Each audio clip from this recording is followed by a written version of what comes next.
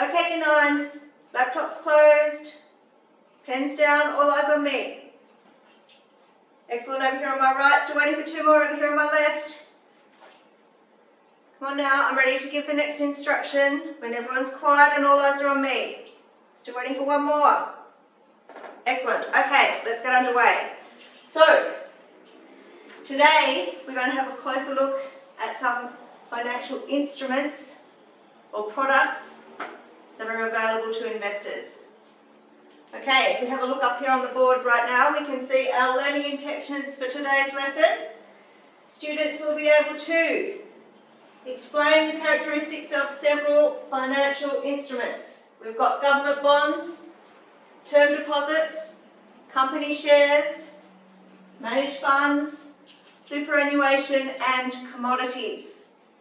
Okay, and how will we know if we've met that learning intention? Our success criteria will be that all you guys get at least 80% of the questions right on today's quiz. Aha, yes, we do have a quiz. It's a low stakes quiz. We won't be recording the results. I just want to know that you've understood everything that we've learnt in today's class. All right, so we're not going to only learn about these financial instruments, we're also going to be teaching about them. But first of all, we're going to have a look at government bonds together as a class so that we have got an idea of what we're going to be looking for when we do our own research into the other instruments. Okay, so we're going to have a look at what is a government bond.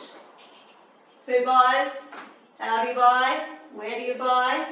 Advantages and disadvantages, risk-reward profile, and average return. Okay, any questions so far? Yes, Maya. What resources can we use? Yep, good question. Okay, so I've got a list of resources, I've got some handouts, I've got some books, I've got some websites, and you're able to use them in this class activity, and we'll also be able to use them in our own solo research. All right, anyone else? Okay, thumbs up if you're with me so far. Fantastic. All right, so once we've done that, we're going to break into separate teams. We'll have 5 teams with 5 members each, so that each team can have 1 member studying one of the remaining financial instruments. Okay, and we're going to be doing some solo research on those financial instruments. Solo task means watch them up. That's right, we are silent and we are staying on task.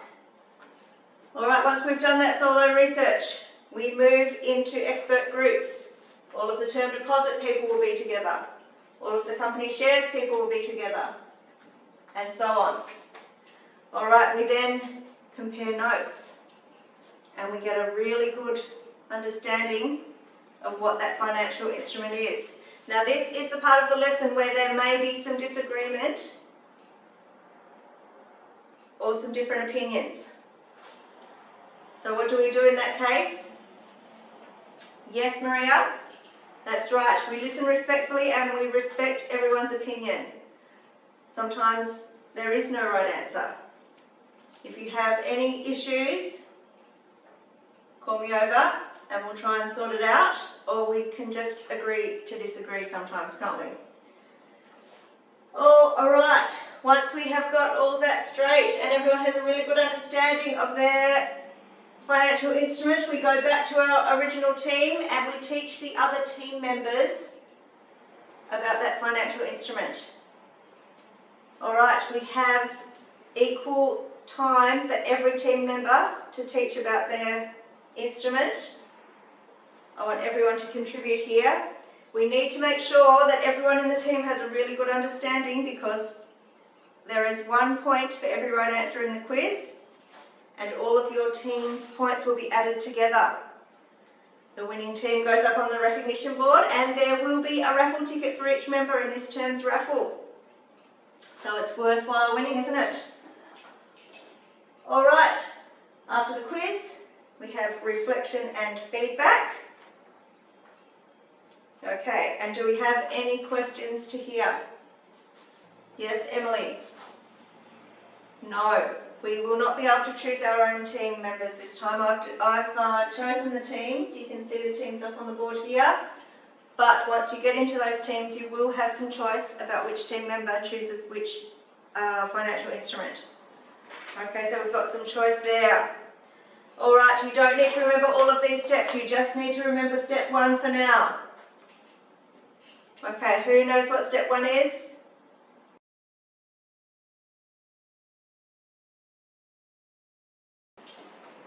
Okay, you nines, laptops closed, pens down, all eyes on me. Good at the back. I'm ready to get the lesson underway when everyone's quiet. Still waiting on one more over here. Okay, great. Alright, so we're going to continue our work on savings and investment today, and we're going to have a look at diversification. You can see up here on the PowerPoint our learning intention and our success criteria. So, students will be able to explain diversification in financial investments and develop a deeper understanding of the trade-off between risk and reward in investing. And our success criteria will be that each team creates a diversified portfolio and makes a positive return at the end of the investment period. Alright, so I'll explain a little bit more about that, but for now, let's write that down in our books with today's date. Okay, great. Alright, so we're going to use the same teams and the same financial instruments that we talked about last lesson. But can we remember all those financial instruments? There were 6 of them. I want you to try and remember them all. And one thing about them, I want you to write that down in your books. You'll have 5 minutes, starting now. Alright, how did we all go? Who got 6? 9 of you, very good. Okay, and who got 5? That's almost everyone. That is fantastic work, you nines. Well done. Alright, today we're going to be using all the information on those 6 financial instruments which are up on the board now. And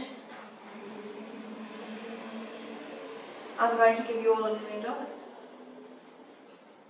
I'm not really going to give you $1 million. I'm going to give you a hypothetical or pretend $1 million. And I want you in your teams to decide how you're going to invest that $1 million. You are going to come up with an investment strategy. Are you going to put all of it in a term deposit? Or are you going to spread it around amongst all of the 6 instruments? Okay, we're going to invest that money for 6 months. And then we're going to come back and have a look and see which team made the most money. Okay, it's not worth $1 million, but the winning team will get raffle tickets. So it is worth something. Okie dokie. So, any questions? Yes, Emily? It's a great question. How do we decide what our appetite for risk is, or what is our risk profile? So we need to think about what is risk. Alright, let's just take a couple of moments. Alright, who's got a definition of what risk is? Yep, Jamal, that's right. It is our willingness to lose all of our money. Are we prepared to lose everything? Or do we just want something that's safe, that we might only make a small amount on? Alright, so I want each team to present the information to the rest of the class. So be prepared for that. I don't mind how you do it. You can use an infographic, you can use a PowerPoint. You can present live to the class, to the PowerPoint infographic, or you can pre-record it and play it to the class. Any questions? Yes, Aidan? Yep, no problems at all. If you want to make a hard copy poster or a piece of artwork and talk to that, that's fine. Alright, thumbs up if we're all clear on what we're going to be doing. Alright, wonderful. Okay, so before we move on to that though, I just want to spend 10 minutes on making sure that we've got the vocab that we need to complete this task successfully. So we're going to go into our teams, which are up here on the board now. And I want each team to take 2 vocab words and come up with a really good, strong definition for them, which you'll be sharing with the rest of the class. Okay, so we've got a few resources we can use for that. We've got Investopedia's Financial Terms Dictionary, we've got World Finance Financial Terms Dictionary, and we've got our Oxford dictionaries over here. So this is a group task. We can have some talking, but let's keep that talking on task and low level. Alright, into our teams. Got the timer ready to go on 10 minutes and go.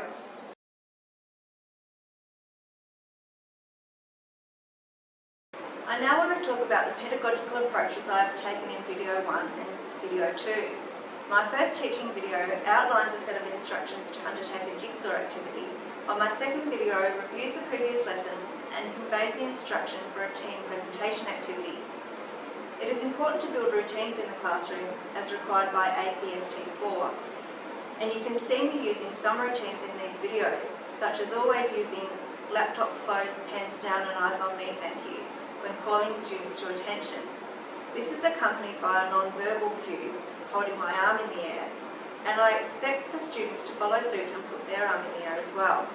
Moravian says that only 7% of communication is verbal, and you can see me using gestures, facial expressions and eye contact to convey both approval and non-approval of behaviour and enthusiasm for the topic.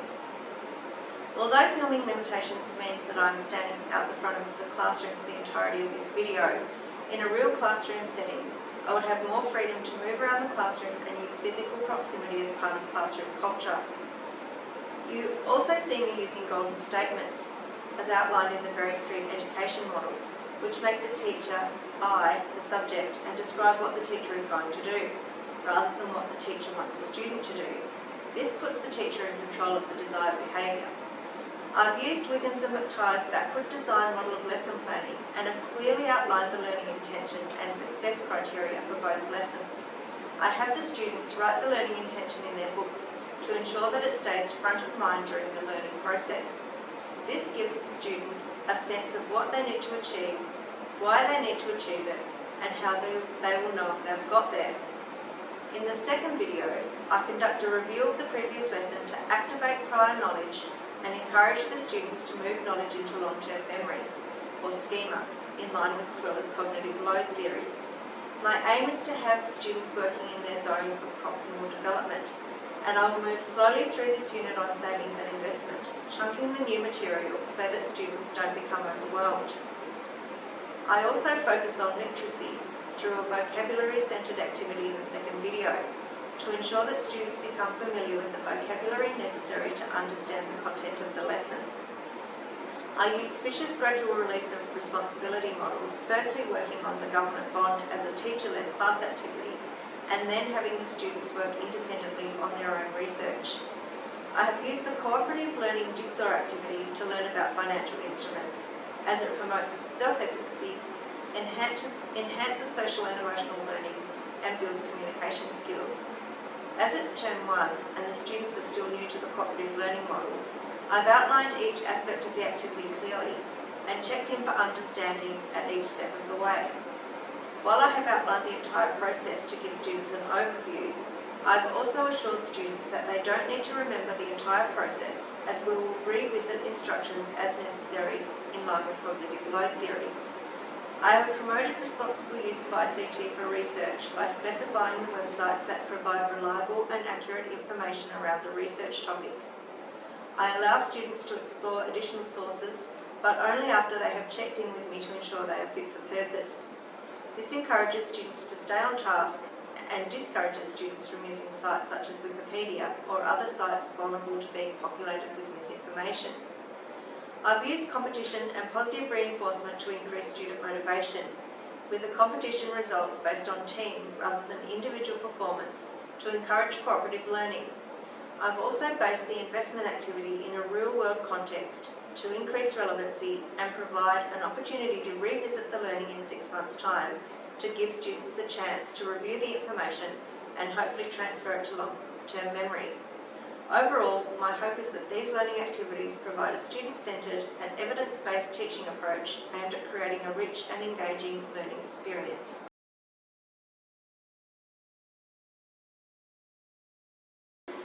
To finish this presentation, I would now like to discuss the approaches I have taken to differentiated instruction in the first two videos.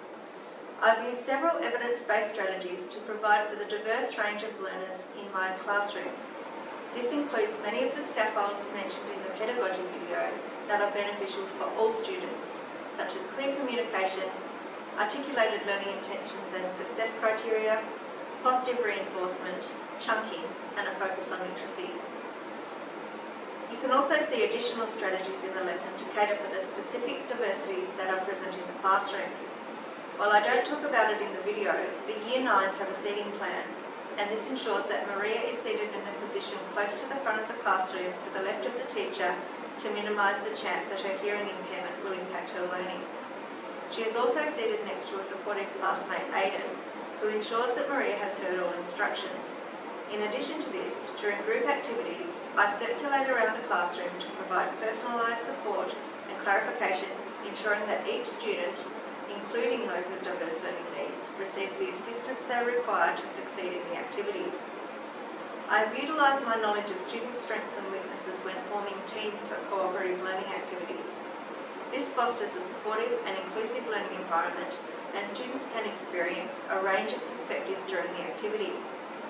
You can see that Maria and Aidan are in the same team, and the teams are ability, gender and culturally diverse. While the teams are teacher selected, during the Jigsaw activity, students have an element of choice and can collaborate around assigning each student the financial instrument that they have the greatest interest in.